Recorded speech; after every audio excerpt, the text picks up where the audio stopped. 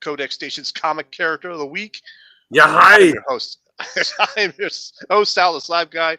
Down below, we got the Impressionist Dan, the Art Kelly, and of course, we got J-Dub over here to the right of me.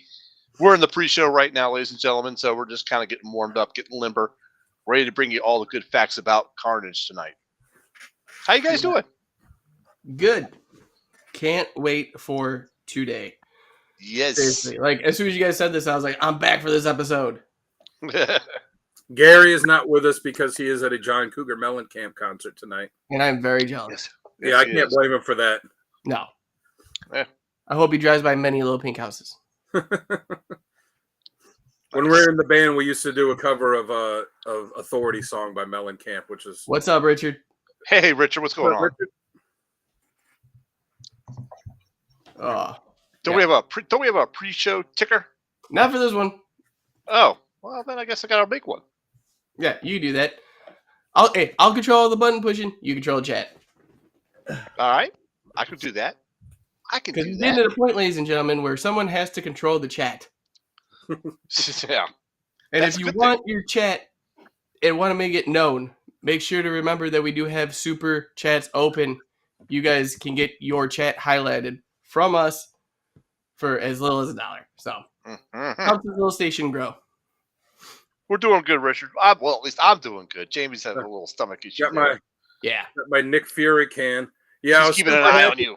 I was looking at the box, and I was like, all right, I got to open these up to get sodas to put out for everyone in the office.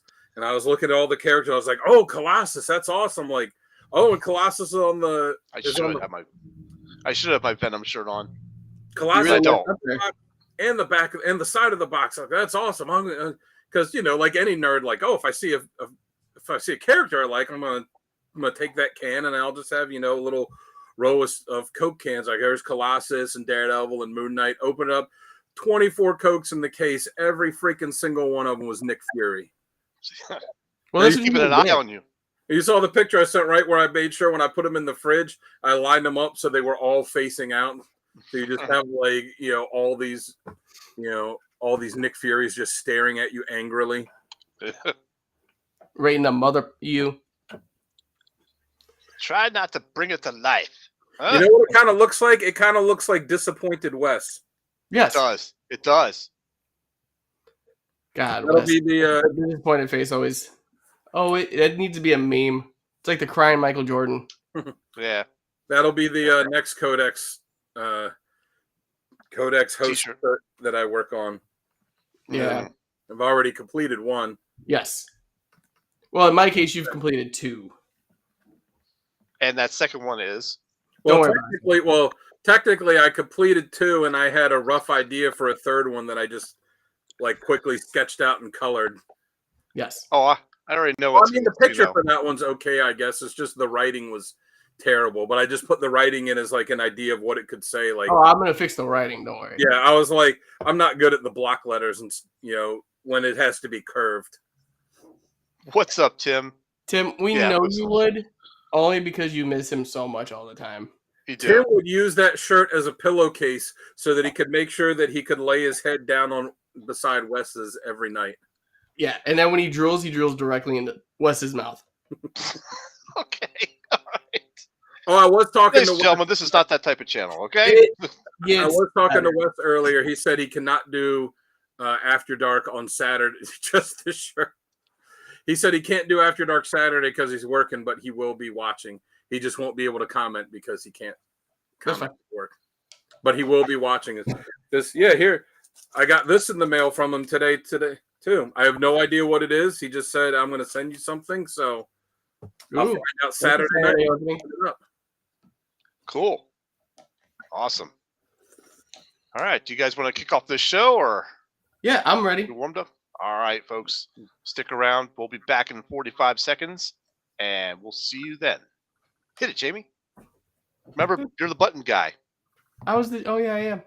I am the button guy. He's like, I'm back one day and you're already... I thought I was chat guy for a second. Give me a... You are button guy. Groovy bass tones.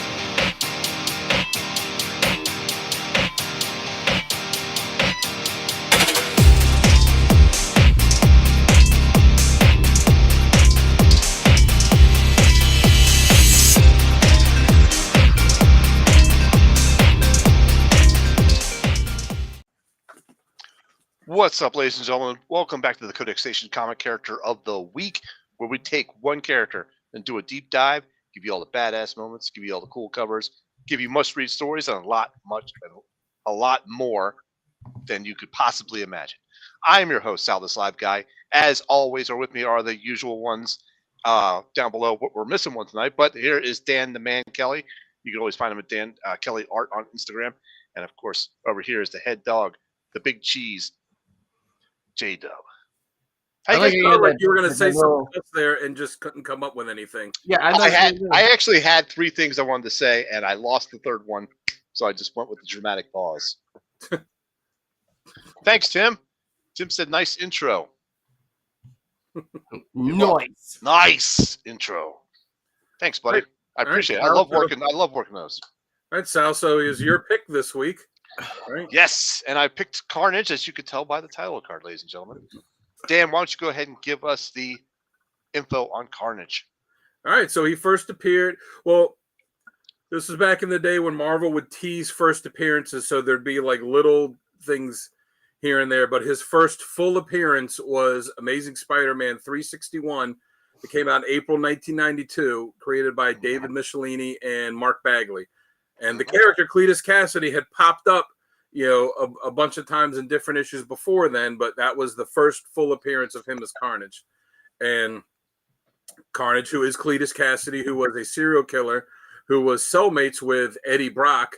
And when the Venom symbiote came and broke Brock out of prison, it left behind a little small drop, a little offspring that bonded with Cassidy and then became the psychotic supervillain Carnage.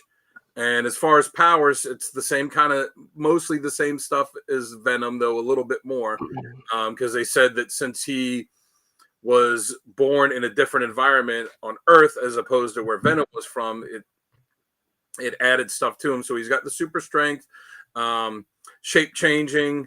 He's got the ability to stick to any surface. He could see in all directions because the symbiote, was keeping track of everything around him.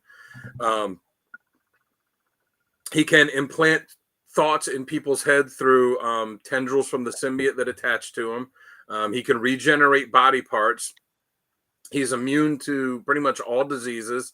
And he can fire parts of himself off parts of the symbiote as little projectiles. And then much like how Venom cannot be sensed by Spider-Man, he can't be sensed by Spider-Man or Venom. Nice. All right, so that brings us up to, let's go ahead and actually talk about our member chat and super chat. Jamie, why don't you go ahead and give us the info on that? Yes, guys. Right now, you can become a member for the Codex Station YouTube. It's only $3.99 a month, and you're going to get exclusive episodes, new shows, shout-outs from us, whoever you want to talk to, basically. It's a great deal. We just did our very first top 10 that we put public for free. The next top 10 is set to be released on Friday. If you're seeing this, it's already out. And that one was with Sal and Uncle Gary. You want to give them a little bit of an idea of what that one is? Yes. So Uncle Gary and I, if you've watched the chat, we've had a bit of a back and forth about the Beast. Is he an Avenger or is he an X-Man? Dan would think he's a Defender, but this is only Uncle Gary and myself. So we had the top 10 reasons why he's an Avenger, which, believe me, all sucked. And then they have top 10 reasons why he's an X-Man, which were perfect and awesome. And you sided with me at the end of the show. Well, you're going to have to find out the truth by joining up for See for yourself. Don't believe that one bit. But yeah, you guys can definitely go check that out. And our super chats are open, guys. We've had a lot of people in chat now. It's hard to keep up with everybody. So if you want something you're saying known, doesn't cost a lot. You can do $1. Whatever it is, we're happy. It helps our little station grow. And it helps our, community grow too. So if you guys want something known and highlighted, do it that way. If we miss you, we do apologize. But this is how we're going to have to start doing things moving forward. Yes, indeed. And speaking of the chat, let's just give a quick shout out. Richard's here. Bougie is here. Tim is also in the chat. Yes. So give a shout out. Tell us what you think. Throw some comments in there. And we'll we'll put it up there and we'll talk about you for a quick second or two. All right, so moving on for our first segment of the night. Thank you, Dan, for that intro, by the way. It was really good. We're going to go with scenarios that work best for him. And Dan, why don't you go ahead and kick us off for that one? I like him best the way he was when he was first introduced, where he's just a super-powered, psychotic serial killer.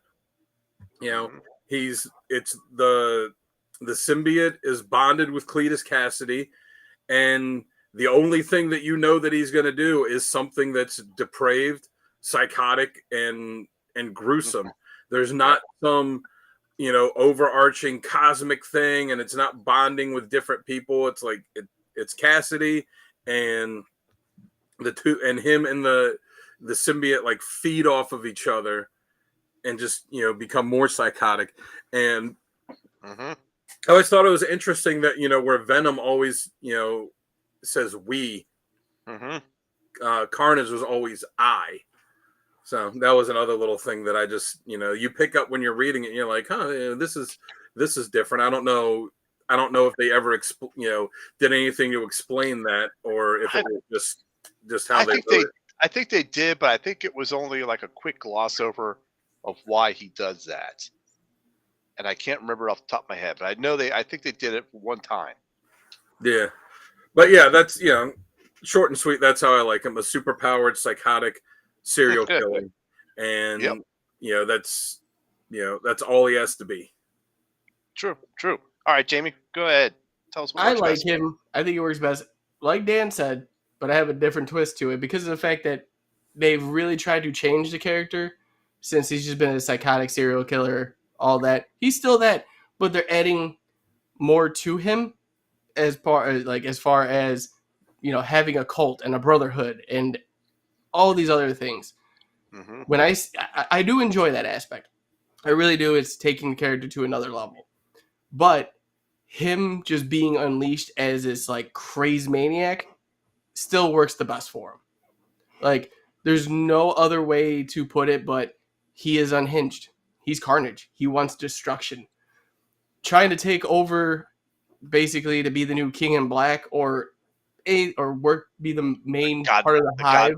God mode of him or whatever. Yeah, the God symbiote. Yeah. That's not him because he doesn't want the power. He just wants to destroy. And he can still do it without it. Yeah.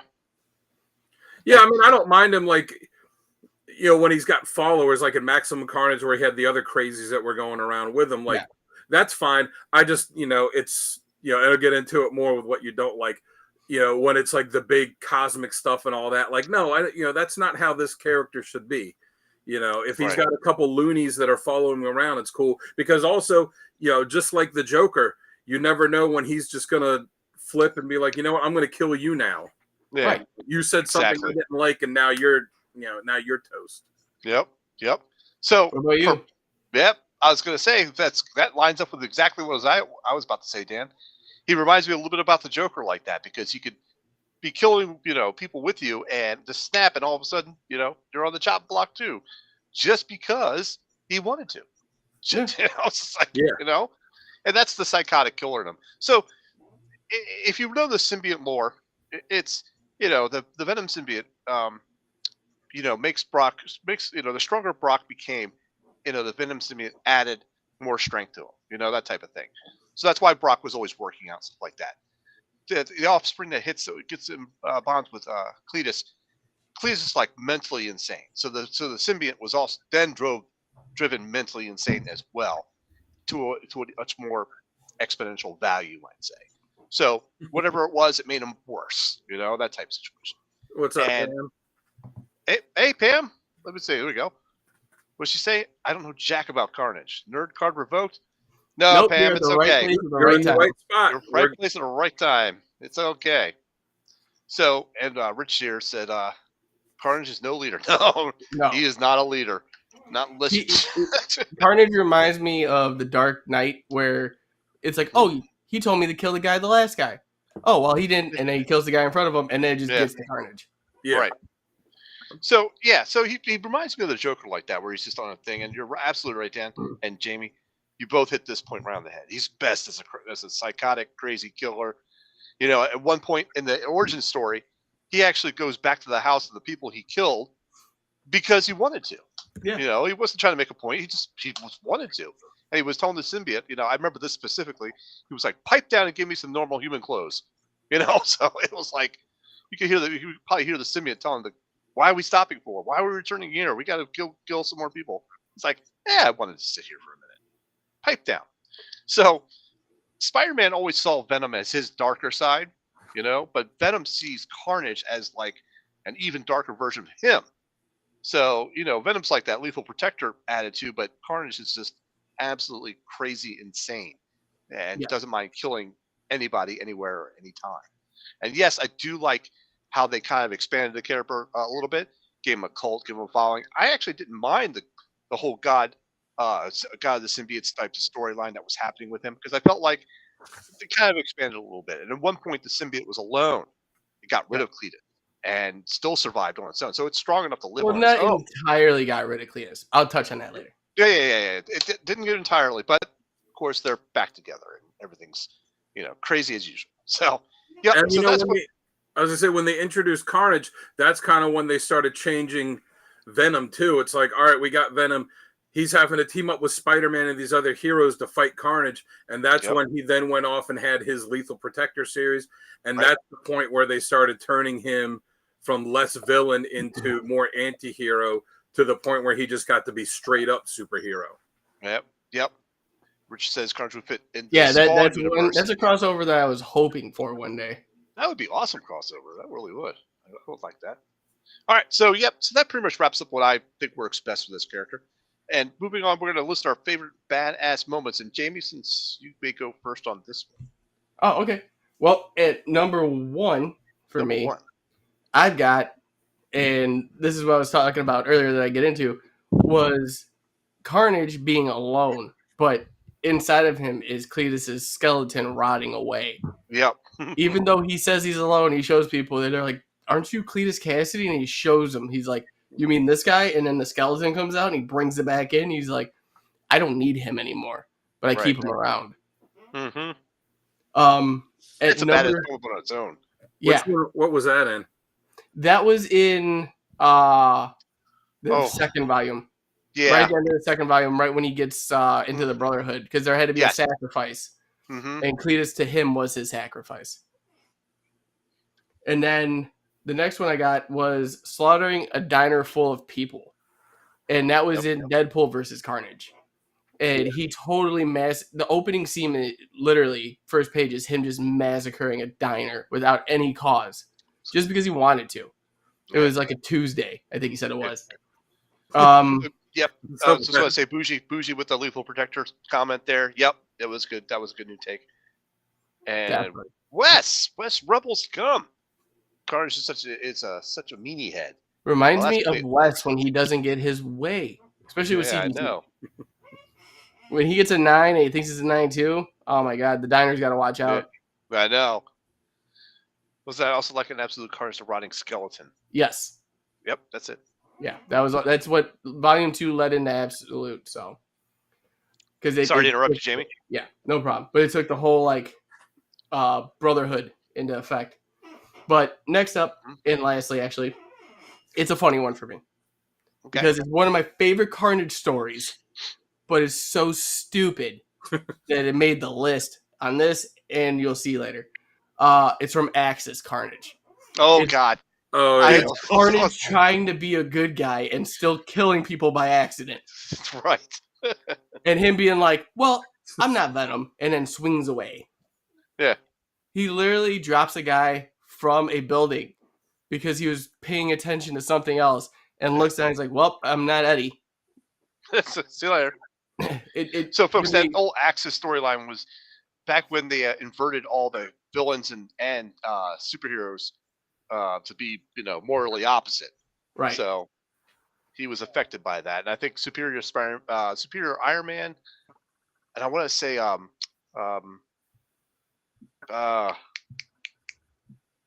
gosh, there was a couple other people in there that was protected that did not get that switch, but that storyline was silly. Yeah, it was silly, but it was so worth the read because he was just trying to be Sabretooth was another one that was in that group too. He was just trying to be Eddie. Yep. Yep. Wasn't there one scene in that book where he saved somebody, and then they said something, and he was like, "Oh, you know," and it was like something trivial. It was like, "You're a jaywalker? That's against the law too. I have to kill you now." And it's like, what? Yeah. Each book was him trying and yet killing somebody. Yeah. Trying to be a hero, but yet killing somebody. All right, Dan. What do you got for our badass moments? So the first one I have is from Carnage Mind Bomb, where he has this the psychiatrist that goes in and is trying to talk with him and trying to reason with him, and I guess they think that the symbiote's away, and then he's like, "Oh, guess what? I'm here," and the symbiote gets him, and then like I said, for the powers for the mind control thing through the tendrils, gets in the guy's head. He's like, "You want to peek into what I'm really like?" and essentially drives the psychiatrist psychotic, and then when they go into the room to get him out, the psychiatrist is raving mad and like cannibalistic and starts attacking and biting and trying to eat the guards and people that are there trying to help him. Yep. And again, these aren't really badass moments. These are more like top 3 like gruesome Carnage moments. It's all true. You ever seen That's Zombieland? Right. Yeah. Okay, remember Kill of the Week? That's how I feel this top 3's going. It is. Go ahead, Dan. In Maximum Carnage, when he kills an entire mental hospital full of people just so that he can get Spider-Man and Venom's attention. Like, all right, yeah, this will get their attention. They'll come after me now. Like, okay. And then the last one I have is from Carnage USA, when the symbiote like travels through the pipes, and this guy runs home, and he's like, where's the baby? And he's like, oh, Timmy's giving him a bath. What are the kid's name is? His little brother. And he runs in the bathroom, and the symbiotes come out of the drain and already infected the baby, and then infects the toddler son that's with him, which, by the way, that's irresponsible parenting to have a toddler giving a baby a bath. But the symbiote gets both of them and then like attacks the father too. Like that's pretty horrendous and gruesome. Yep. What type of crazy person kills a crazy house? Okay. Yeah, kills a crazy house. Yep, that's true. If he doesn't have a crazy house, there's nowhere for him to go. That's true. All right. Well, those are my 3. What do you got, Sal? Dan, you stole mine. I had Carnage. Yeah, I had Carnage USA, but I got a little bit different one on this one because he possesses the whole town, Doverton, Colorado, and makes them his servants. So he actually possessed the whole town and had the whole town like as his servants. It was pretty funny. And of course, he tried. I think he possesses Captain America, Hawkeye, and Wolverine, and the Thing as well during that storyline. And then I had Carnage My Bomb, where the Doctor tries to understand his, and as it tries to understand him, and he infects the Doctor. And he goes, as the Doctor begs for her life, she tells Carnage that she can help him eventually cure him, and he's like, I'm going to wipe out everybody. I don't care. I'm going to wipe out everybody anyhow, so it doesn't matter. So in Venom Carnage Unleashed, he actually gains a new ability in this one, and I don't think they actually went back to this one, but he was able to travel through like the power lines and the communication lines, like come through the computer. So there was a picture or a frame that had somebody at the computer, and the tendrils just came out and went right into the person's face. Oh yeah, that was cool. So yeah, I'm like, okay, it's a little bit drastic, but it was the '90s. It was the era of the getting online. So I think anything was possible at that point. So I have one more since Dan stole a lot of mine. In Maximum Carnage, he was able to form weapons. He was one of the first symbiotes that formed weapons because Venom never really formed weapons. So he would form axes and stuff like that, and he'd like leave it there, and it would disintegrate later.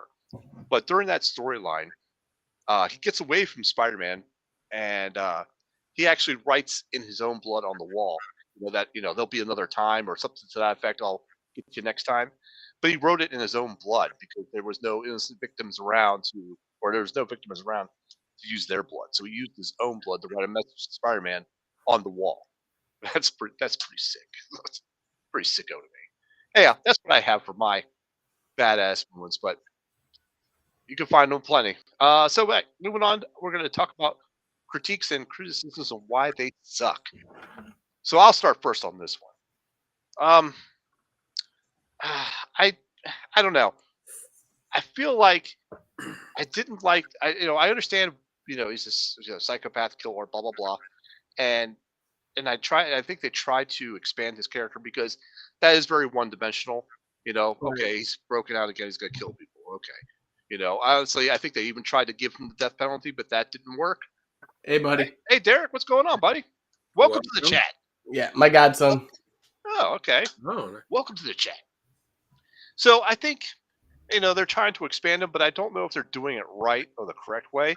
I do like the hive mind and the god of the symbiotes type of thing, because that's more, I think, along the lines of what his direction should be. But the Axis storyline was just too silly. I couldn't stand that. So yeah, we could expand a little bit on the serial killer or psychopath. Like an example I'll say here is Norman Osborn attained the symbiote and was able to merge with it a little bit, but he didn't connect well with it because he always wanted to be in control, where the symbiote wanted to be in control. So they never really had a strong bond. But the Red Goblin was an ideal creature. It was pretty cool. It was like insanity. That was actually my favorite. That was on my list for recommended readings for Spider-Man when we did that episode. Yeah, very good. Oh, cool. So yeah, it was like ultimate evil versus meets up with pure insanity. It's just a great combination. So I kind of like that, but I understand why that didn't work out and why that didn't happen, because they wanted to go back to Cletus as well. So, all right, Dan, what do you got for things that you don't like about him? I don't really like when they have them bond with other characters. Like, I don't need to see the symbiote bond with Norman Osborn or bond with the Wizard or whatever Wizard, whatever the other dumbass they want to have him bond with. I like it's Cletus Cassidy and the symbiote. What's up, Keith? What's going on? And they work well together. I don't need this to see the symbiote jumping from character to character. The same thing with Venom, when it was like, oh, now Flash Thompson has it. Oh, now the Scorpion has it. Like, no, it's Eddie Brock. Lee Price is the new Venom. What'd you say? Like when Lee Price was the new Venom. Yeah, like it's that was horrible. Yeah, it's like I like the Mannix. Eddie Brock and the symbiote. That's Venom. So I don't like the symbiote going and jumping around like that. Though it was kind of cool when it was like the symbiote with the shark. Yes, Pam. He's very much like a supernatural kind of serial killer, because it does devolve into that. One of the stories goes that way where he gets his own cult. So yeah, definitely. And unlike you, Sal, like I don't like the cosmic stuff. The same criticism I had for Venom.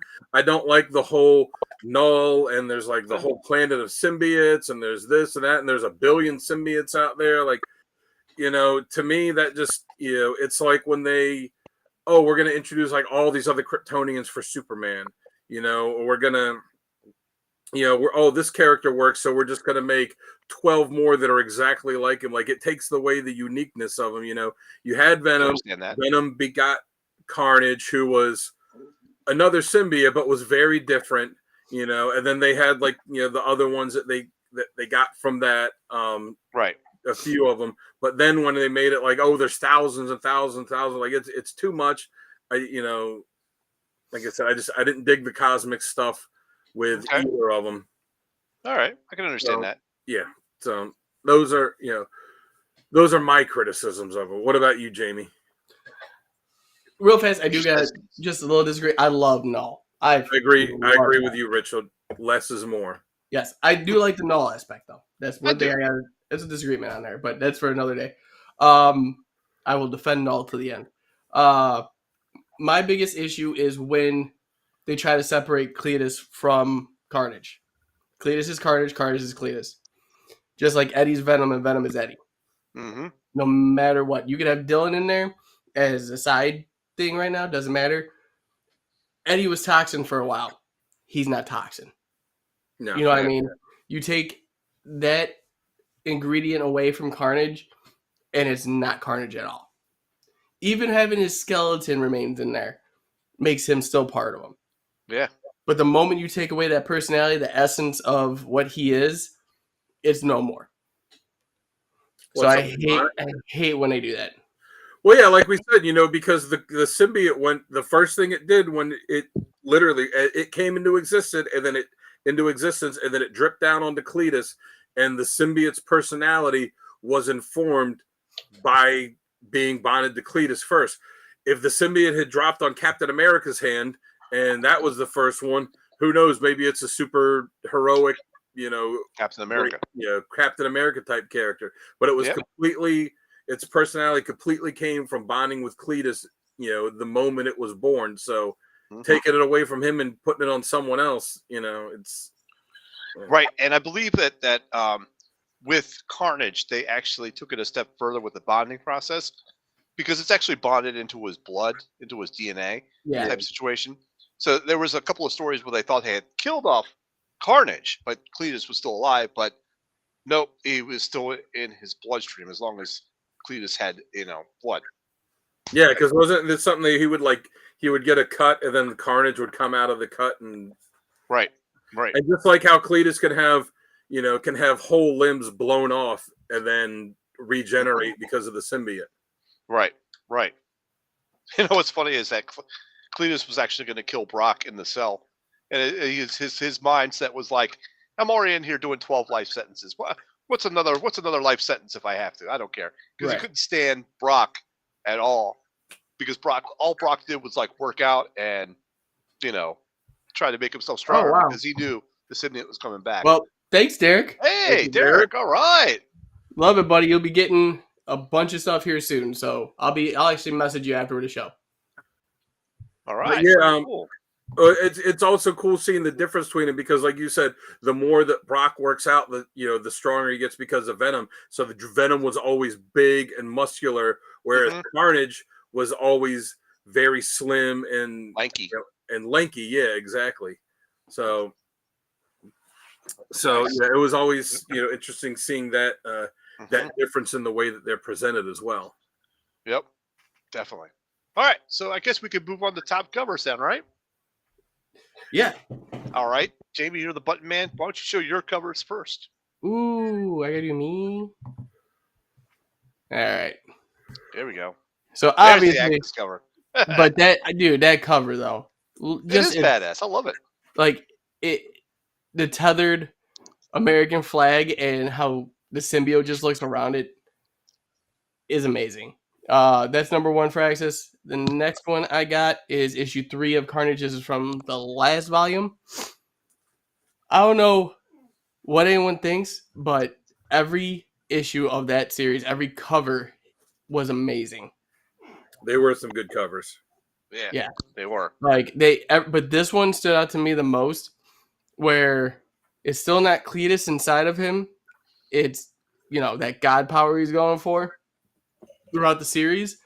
But just seeing like the faces morphing out of him, trying to escape him, is amazing.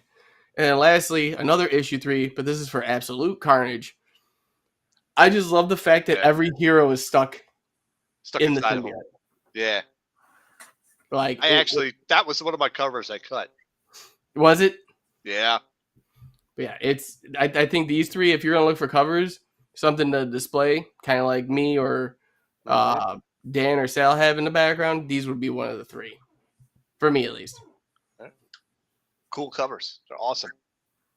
And I love the background you use for the title, by the way. That's cool. Because I almost picked that as the intro card, but I went with the side profile one. I like the recommended reading one more though. Okay. Well, it's a surprise. Okay. It's a surprise, ladies and gentlemen. Who wants to go up next? Dan's next. It's me. Yeah. Right. So all the way in the end, I gotta go. His first full appearance, 361. Yeah. One thing I always think of with the covers is whenever whoever's pick it is, whenever they say, "All right, this is the character," not every time, but sometimes you'll have that that image flash in your head or that cover flash in your head. And as soon as Sal said, "All right, we're doing Carnage," the first one that popped into my head was 361. So I'm like, all right, so that's got to be one. It's a pretty cool cover. Not a lot going on in the background, but it's you get everything you need to know about the character right from that image. The middle one is from Carnage, Black, White, and Blood. It's the first issue, and I just love how it looks to me almost like a horror movie poster. Yeah. Where the middle one needs teeth. Yeah, but to me it always looks like the teeth are, kind of growing in the top and bottom are growing into each other. It's like it almost looks like the symbiote's made of blood and then it's screaming the way it is. So I thought that was cool. And then the one on the end, Carnage Mind Bomb, I just love that. It's grotesque. It's on top of the pile of skulls. It's kind of a twist on one of those Spider-Man poses where he does the weird kind of contorted pose, but taken in a horror type vein. And I love how the background, it kind of looks like it's just all splattered blood in the background of it. Yeah, especially with the logo too. And if you see this, it's even better, if you see it in person because it's a foil cover. So it's definitely one to check out. And I told Sal the other day when I was looking at these, I was like, man, I got to get a copy of Mind Bomb just because that's such a great cover that I want to be able to put it up. So Bougie digs the Mind Bomb cover as well. Yeah, and like I said, if you see it in person, it's even better because of the foil on it. Just looks so foily goodness. Yeah, it is the 90s, man. Yep. All right, let's go ahead and show my covers. Great covers, by the way. That's readings. Oh, wrong one. There you go, Sal. Weird covers there, Sal. Button pushing. Maybe I should do the button pushing. You should. It moved it by accident. I went to go click it, it slid up. Okay, all right.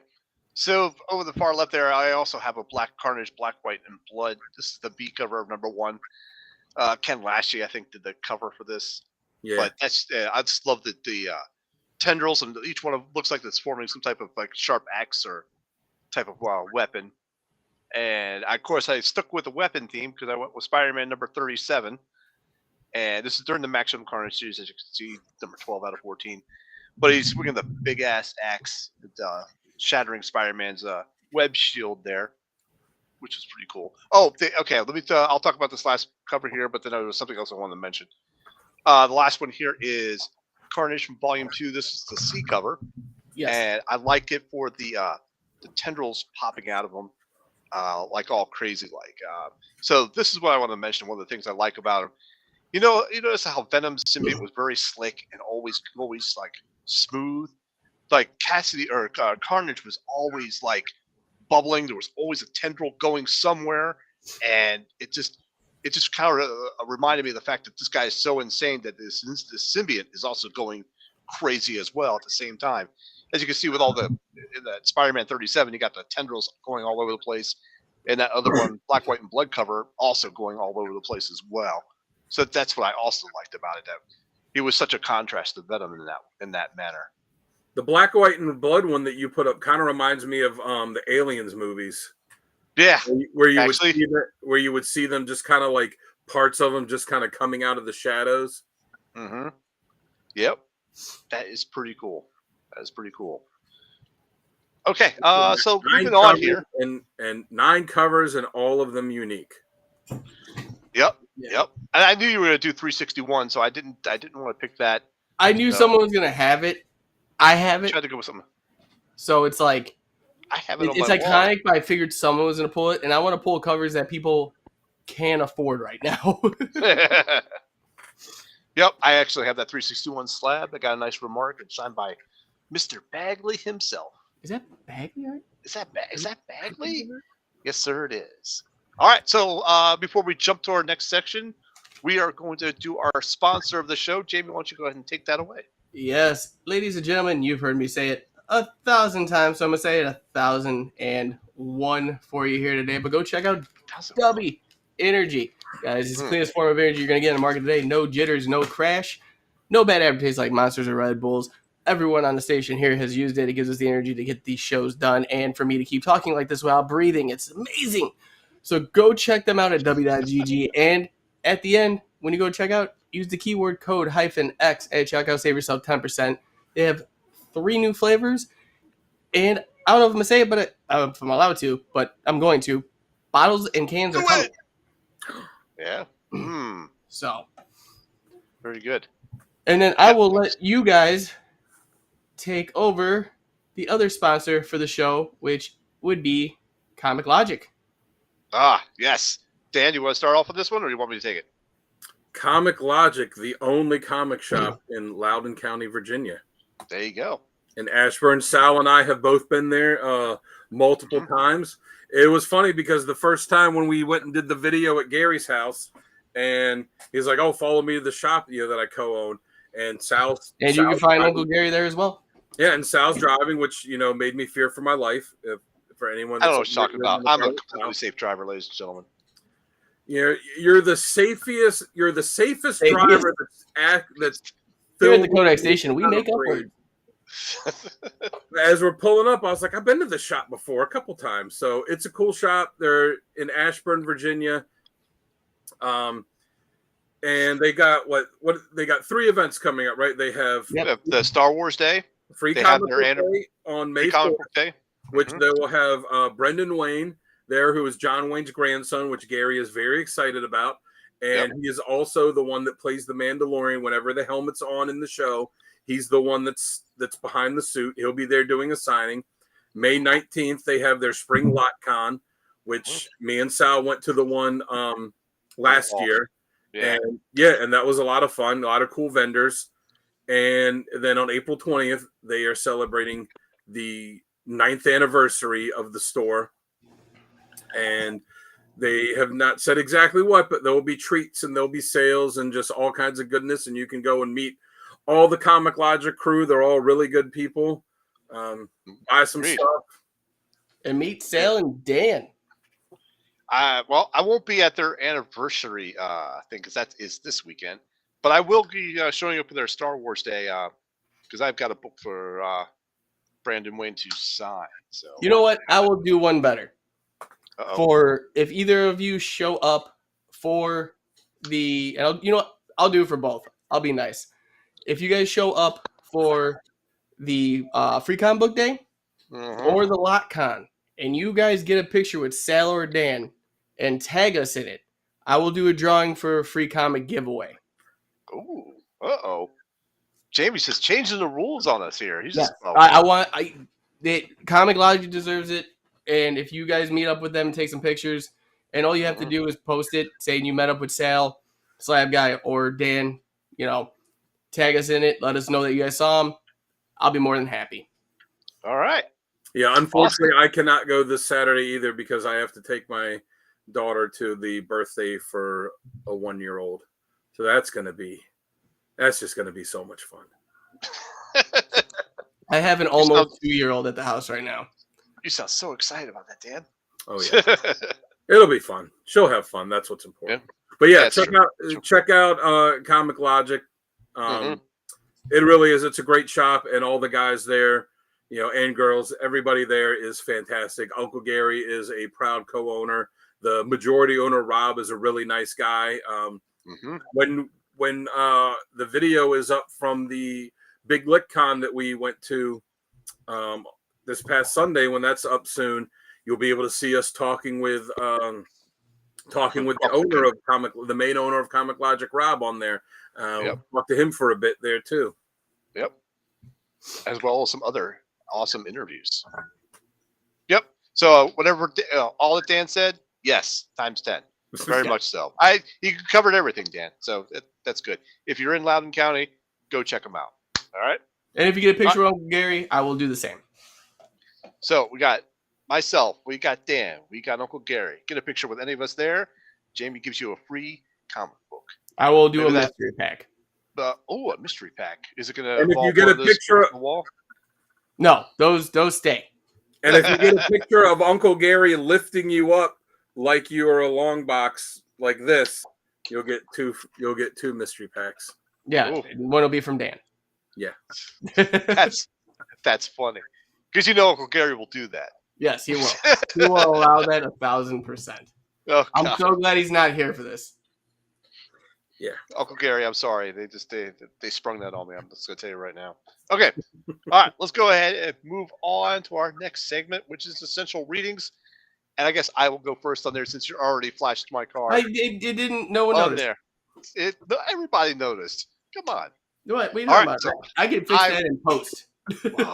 Post. Yeah, everything's fixed in post. I don't think so. I can. All right, I'm good. so we got Absolute Carnage number 1 through 5. This is just a great event.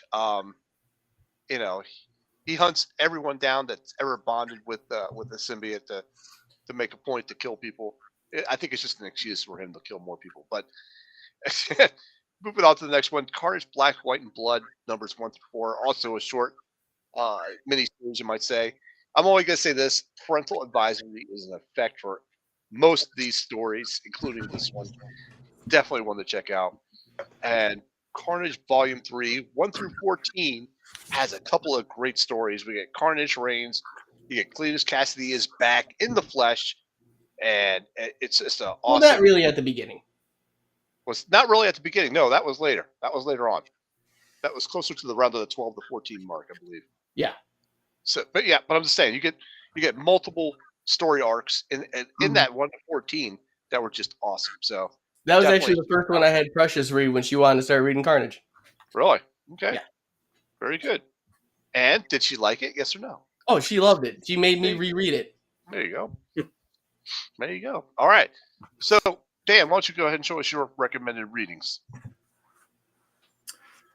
All right, so I'm going old school. There you go. With pretty much all of mine.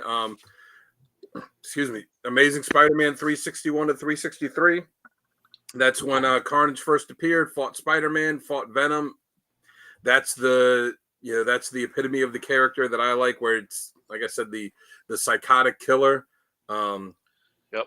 Maximum Carnage was just a huge 14-part Spider-Man event that ran through, all the Spidey titles, and it brought in all these other characters like Iron Fist and Captain America, and just, and Venom was having to Firestar, good guys, and Firestar, yeah, and it had the doppelganger Spider-Man from Infinity Crusade. And it was just a big, crazy storyline that was a huge deal. They made video games of it, and it was a big thing. So I had to put that on there. And then Carnage Mind Bomb, I had it in my top covers.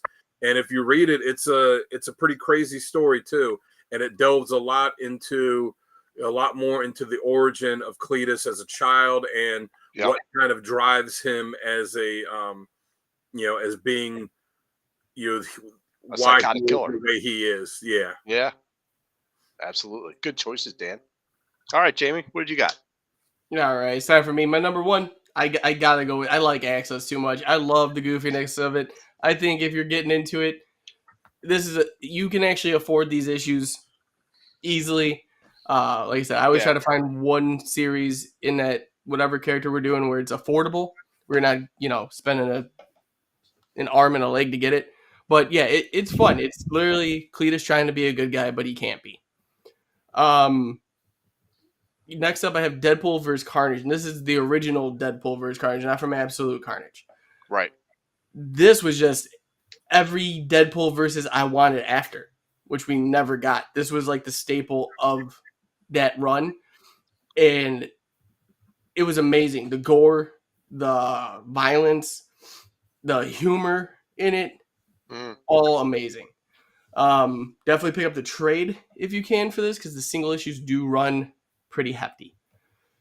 Lastly, I gotta go with Carnage Volume 2. This, and it's 1 through 16. There's multiple different arcs. This is something I was talking about earlier, but Eddie Brock at this time is Toxin, and they're on the hunt for Carnage. This is where the Brotherhood and all the cults start, and then leads into what we see in Absolute Carnage. So if you want a place to start with that aspect, go there. Yep. All right. Awesome. Tim actually says Deadpool versus Carnage was a fun read. Yeah, it was. Yes, it was. And so I was going to say, since I made reference to it, yes. Yeah. Video game. I remember that. And the cartridge is red too. Yes, which was a super fun game. And yes, not all of them were. I don't really remember how they differentiated which ones were red and which ones were black. But yes, it was also a red cartridge for Sega, which was super cool. Yes, definitely. So one of the things I wanted to touch on before we jump to the next segment was a lot of other symbiotes would actually come from Carnage. Like there was an iteration of Scream that Yes. came out. There was a short miniseries with Scream where she wasn't really a bad guy, but she was trying to be good. But the Carnage, the symbiote Carnage was, well, it was formed from Carnage, so it was crazy, and she was trying to keep control on that. And some of the covers on that were just pretty badass. But that was a short miniseries, not really enough to do a whole comic character a week in depth for, but definitely something to check out. All right, so let me see. Derek has something to say. Let's see. Venom definitely one of the most badass characters ever created. You are correct, sir. Yeah, and if You you are keep correct. watching, bud, every Saturday, Sal will show you every variant ever made that comes out that week of Venom. Look, I sometimes I get one or two. It's just not. I already my prefaced way. them on your Venoms. You don't have to try to be like, oh, it's not that much, but it is. Oh, and make sure that you watch After Dark this Saturday, because I was personally with Sal when he got a whole stack of ratio Not a whole variants. stack. Not a whole stack. Mm-hmm. Okay. We'll see. All right, Tim. Tim says facts. So he's talking about the. He's talking about Derek's comments. He's saying facts. That's true. That's true. That's true. All right, moving on to our next segment before I get into any more trouble here with the guys. Well, you know what, Derek, too? If you like Venom, go check out the Comic Character of the Week episode that we did on Venom. Yeah, and Absolutely. you'll learn a lot, and then you can tell me what you want, and I can actually get it for you. There you go. There you go. All right, so with our next segment is Best Artist and Author. Now, these is not necessarily both worked on the same book at the same time, but these are two guys that when we think of Carnage, this is our go-to writer and artist. Dan, why don't you go ahead and kick us off? What you got? No. Okay, Jamie, why don't you go ahead and kick us off? For writer, like I said, I like Carnage the way that he was introduced, so I'm going to have to go with his original writer and creator, David Michelini, and Mark Bagley for art. Whenever I think of, they said the images that popped into my head when you said you were doing the Carnage episode, it was all stuff that Mark Bagley had drawn, so I didn't really have to debate too hard on that. Okay. Jamie, why don't you go ahead next? That was easy. I had more trouble figuring these out than I have in any episode we've done. So for writer, that one was my heart. That was the hardest choice for me. But I gotta go with Ram V on that volume 3. He took Carnage and extended him to another level of badassery that should never have even happened. Yep. And then as far as we know, and as far as artist goes, I gotta go with Ryan Stegman. I think his Carnage was probably the most, I would say, visually like portrayed Carnage I've ever seen. Yeah. Okay, very good. All right, so for my two, I actually had trouble picking ones out as well, but I'll start with artist, and I did have Stegman in my list. I had Ken Lashley, John McCrae. I also had like Tom Lyle, Mike Perkins. Those were all great artists for him. Yeah, I had every artist that worked on him, Sal. What's that? I said you don't have to name every artist that ever worked on him. No, I don't. But there's a ton out there that I like. But I went with Mark Bagley. I went with Tim's favorite. Mark Bagley is for artist. Woo! All right, so for writer, I had a couple as well, but I ultimately went with David Michelini as well. I had Dan Slott and Donny Cates in there. I had Donny Cates. That was hard, but it was like Donny Cates writes a great event. Yeah.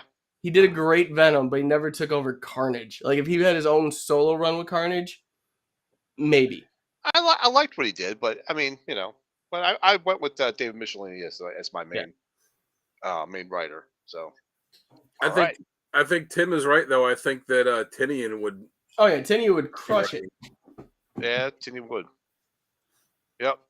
Tim's like, ooh, Donny Cates. Yes, ladies and gentlemen. If you guys got anything in the chat that you want to shout out about the character, go for it. We'll throw it up here. I got something. Yeah, I was gonna say. Go ahead. When the character, a little trivia for you. All right. Oh, God. When the character was first created, his name was not going to be Carnage. There were two different names that he was going to have at first, and Carnage was the third choice. Do you know what names he was originally going to be called and why they were not used? I feel like one was Anarchy. That's I have not no one of idea. Okay, then I'm good. I have no idea. The first name the character was going to have was Chaos. Then they were like, oh, there's a character at another company that is named that. Yeah.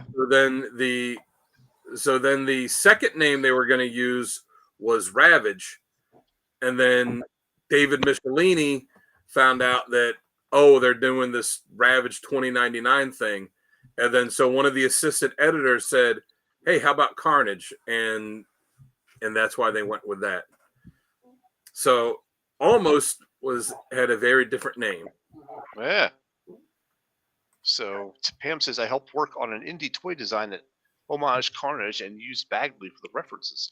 So That's cool. Nice, Pam. Yeah. Like that.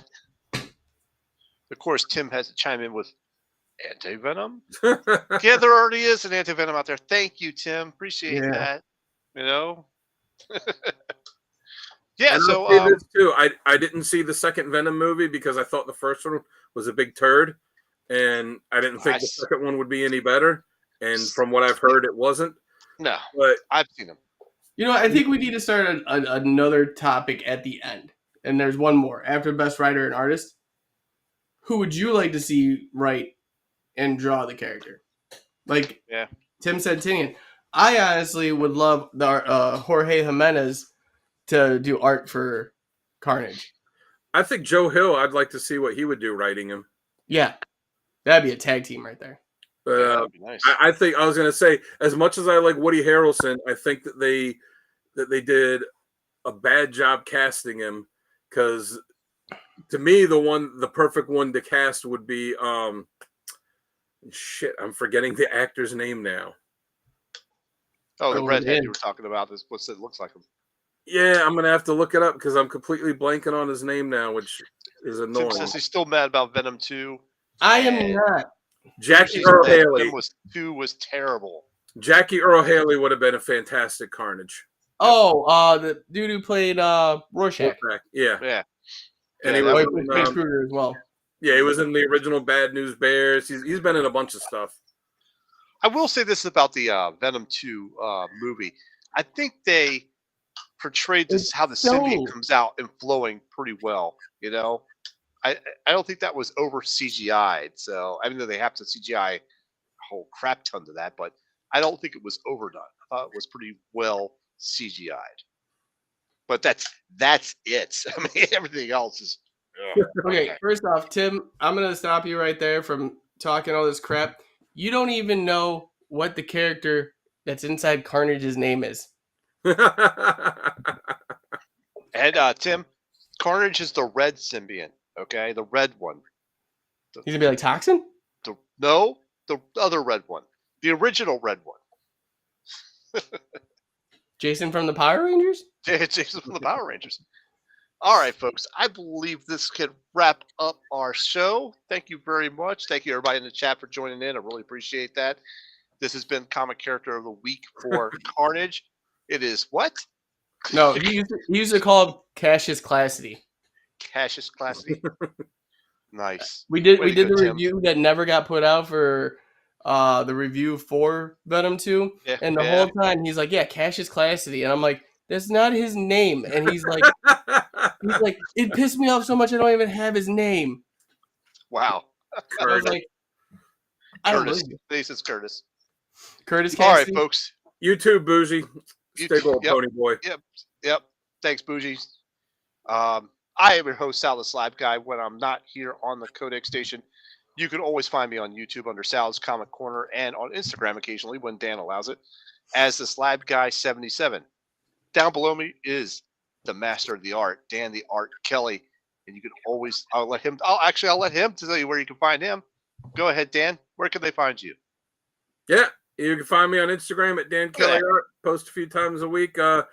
I've only drawn Carnage once. I drew a sketch card that I posted months and months ago, but I don't have it anymore. I gave it away to someone for I included with an eBay lot that I sold. Mm. But you can see it on my page. Just go on there and scroll back and give me some likes and a follow. Sounds good. All right. Over to the right of me is the head cheese, the top dog, the man of the hour, Mr. Antonio Bandana. Finally J-Dub. gets it right.